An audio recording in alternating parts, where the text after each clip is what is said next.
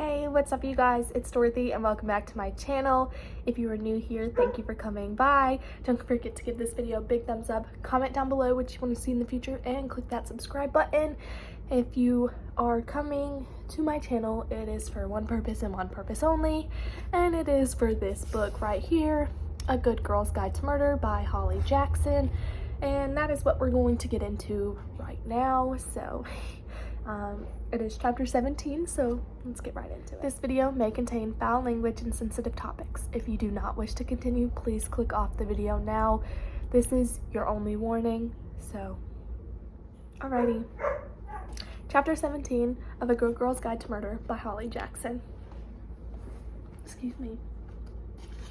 Pip spotted Aunt before the others did, waving him over to their table. He crossed the cafeteria, 2 packaged sandwiches cradled in his arms.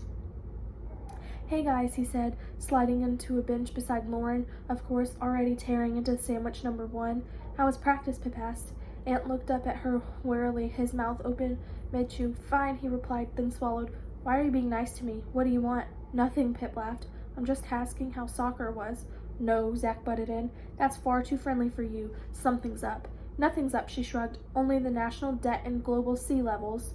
"Probably hormones," Aunt said. Pip wound in the invisible crank by her hand, jerkily raising her middle finger up to him.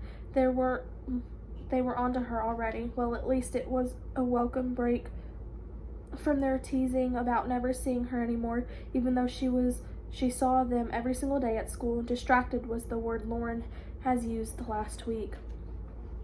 Pip waited a full 5 minutes for the group to finish their conversation about the latest episode of the zombie show they all watched, as Connor stuffed his ears and hummed loudly because he hadn't seen it yet. Pip hadn't either. How many had she missed? The last 3? "So, Aunt," she tried again, "you know your friend George from soccer?" "Yes, I know my friend George from soccer," he said, glancing to check that Lauren found him as amusing as he found himself. "He's in the crowd that still does calamity parties, right?" Aunt nodded. "Yeah, actually, I think the next party's at his house. His parents are out of town for an anniversary or something." "This Saturday?" "Yeah." "Do you—" Pip sat forward, resting her elbows on the table. "Do you think you could get us all invited?" Every single one of her friends turned to stare at her. "Who are you, and what have you done with Pippa Fitz and Bowie?" Clara asked. "What?" She felt herself getting defensive, words rushing out unchecked. "It's our last year at school, and I thought it would be nice for all of us to go. This is an opportune time before application and homework deadlines creep up." "That still sounds Pippish to me," Connor smiled. "You want to go to a house party?" Aunt said pointedly. "Yes," she said. "Everyone will be smashed, people throwing up, passing out, a lot of mess on the floor." Aunt said. "It's not really your scene, Pip." No, of course it wasn't. She couldn't think of anything worse, but she stood firm. "Sounds fun. I want to go."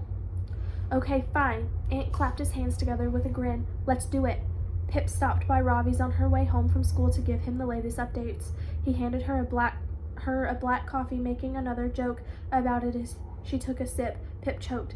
Why was she laughing? The joke wasn't even that funny, objectively speaking. She coughed and her cheeks flushed. "Okay, Robbie," finally said when she was done talking, his head bouncing in a half nod as he tried to process the image of Andy Bell, cute button-nosed blonde, as a drug dealer.